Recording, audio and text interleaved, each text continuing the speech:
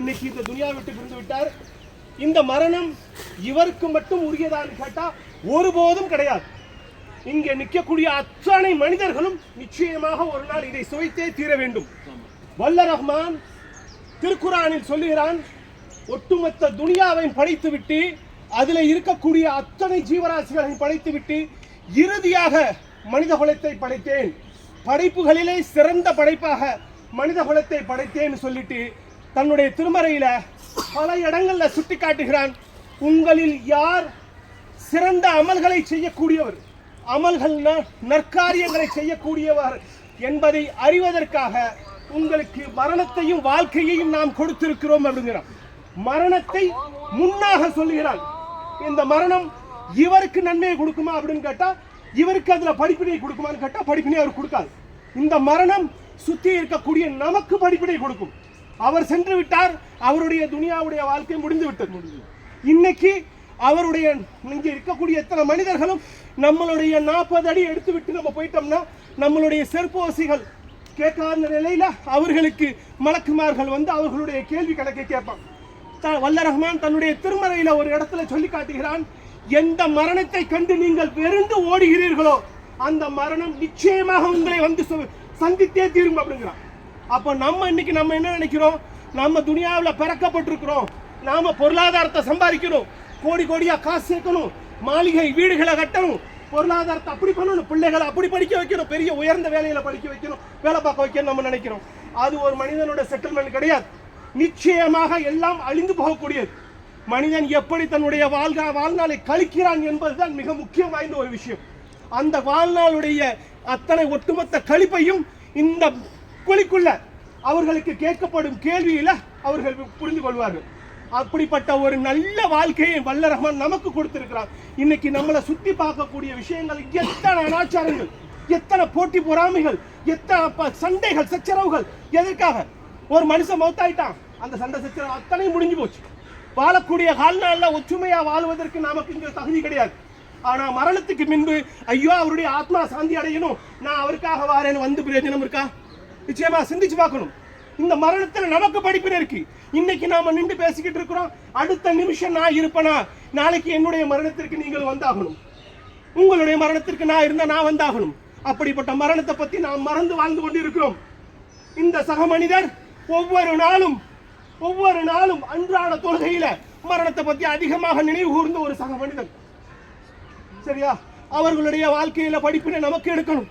இன்னைக்கு நாம வெறும் நம்ம இருந்த ஒருவர் இறந்துட்டாரு, அவர் இறுதி சடங்குல போய் கலந்துட்டோம் அப்படின்னு நம்ம வேலையை பார்த்து நம்ம போக கூடாது. எந்த ஒரு மனிதனுடைய இழப்பு எவனுக்கு மாற்றத்தை தரவில்லையோ அவன் வாழ்ந்து பிரயோஜனமே இல்லை. நிச்சயமாக ஏத்துக்கணும். ஒவ்வொரு மனிதனுக்கும் படிப்பினை இருக்கணும். நம்ம வாழ்க்கை எப்படி இருக்கிறோம், நம்ம எப்படி வாழ்றோம், யாருடைய மனசை புண்படுத்தி வாழ்றோம். நாம படைக்கப்பட்டது துனியாவில் கஞ்சா குடிக்கிறதுக்கு, சாராயம் குடிக்கிறதுக்கு, அவருக்கு அடுத்தவர்களோட சண்டை போடுவதற்கா? இல்ல. நிச்சயமாக நாம செய்யக்கூடிய செயல்கள் அத்தனையும் மறுமையில் விசாரிக்கப்படும். யாரும் தப்பிக்க முடியாது. இன்னைக்கு எவ்வளவு சொல்லலாம், நான் அவ்வளவு பணபடத்துல வசந்தவன், எனக்கு அவ்வளவு பெரிய கான்டாக்ட்ஸ் இருக்கு. இந்த குழியில அவனுடைய கான்டாக்ட்ஸ் எதுவும் ஒண்ணு செய்யாது, யாருடைய பணபலமும் ஒண்ணு செய்யாது. அவர்கள் செய்த அமல்கள் மட்டுமே அங்கு பயனளிக்கும். அப்படிப்பட்ட அந்த குழியை அஞ்சிக் கொள்ள வேண்டும். யாரெல்லாம் தவறுகள் செய்தார்களோ அவர்களுடைய பாவங்களை அல்லாஹ்வின் புறத்தில் முன்னில் வைத்து அவர்கள் தௌபா செய்ய வேண்டும். மீண்டும் அந்த பாவத்துக்கு அவர்கள் மீண்டும் விடாமல் பாதுகாக்க வேண்டும். அப்படிப்பட்ட ஒரு நன்மக்களாக வல்ல ரஹ்மான் நம் அனைவரையும் ஆக்கி அருள் புரிய வேண்டும் பிரார்த்தித்து உரையை நிறைவு செய்கிறேன். அவருக்காக ஹிந்தியில் ரெண்டே நிமிஷம் சீட்டாக முடிச்சிருங்க. ஹிந்திக்காரங்க இருக்காங்க, ஹிந்தியில் 2 நிமிஷம். சரி அவருக்கும் உடம்பு முடியல. இல்ல சொல்லுங்க मेदवा चलो। दोस्तों आज हम एक मिट्टी पे आए हैं, मैं ज्यादा वक्त नहीं लूंगा, ज्यादा से ज्यादा 2 मिनट का वक्त लूंगा। आज हम कितने जनाजा देखे, कहीं कितनों की मैयत हमने सुने, लेकिन कोई चीज हमारे अंदर तब्दीली हुई नहीं हुई। तो इसका मतलब क्या है, हमारे जो कल्ब में, जो इंसान के अंदर जो दिल है वो जंग लग गया है। हमारे प्यारे नबी सल्लल्लाहु अलैहि वसल्लम कहते हैं, अगर एक मुसलमान को उसकी गलती का पछतावा नहीं हुआ तो उसके दिल में एक जैसे सफेद चांद में एक दाग जैसा लग जाता है, वैसा होता है, और वो दाग बन कर पूरा काला हो जाता है। आज मुसलमान वैसी आग में घूम रहा है। अल्लाह कुरान में कहता है, हम तुमको इंसानों को जो बनाया है तुम में बेहतर कौन है जानने के लिए तुमको मौत और जिंदगी दी है। तो मौत का यहाँ पर जिक्र पहला किया है। मौत का जिक्र किसके लिए किया है? इनके लिए नहीं, उनको तो मौत आ गई है। इनकी मौत को देखकर हमको हमारी जिंदगी सुधारनी है। अगर हमने हमारी जिंदगी में बदलाव नहीं लाया, हमने नहीं सुधारे, यहाँ से निकलने के बाद हम वापस शैतानी हरकत करने लगे, हमारी दुनिया की जिंदगी में मशरूक हुए, कल हमारा हश्र बहुत बुरा होगा। बहुत बुरा होगा, बोले तो बहुत बुरा होगा। हर किसी को कब्र के अजाब से बचने की दुआ करनी चाहिए। खाली दुआ नहीं, गुनाहों से बचने के लिए कोशिश करनी चाहिए, अल्लाह से दुआ करना चाहिए। हम ऐसे सोचते हैं कि भाई मैं आज मेरी मरने की उम्र नहीं है, मैं तो अभी तंदुरुस्त हूँ, जवान हूँ। ये बंदा भी जवान था, 50 साल का था, ना कोई बीमारी थी, आज तक तो कोई हॉस्पिटल नहीं गया था। फजर की नमाज पढ़कर आकर अल्लाह ने इसका रूह लिया। कोई बोलेगा इसको? कोई पहले दिन कोई बोलेगा? सब क्यों सदमे में थे कि अट्टा कट्टा था, कैसे मरा? क्योंकि अल्लाह बेहतर जानता है इसकी जिंदगी आखिरत में भी शुरू हो रही, अल्लाह बेहतर जानता है।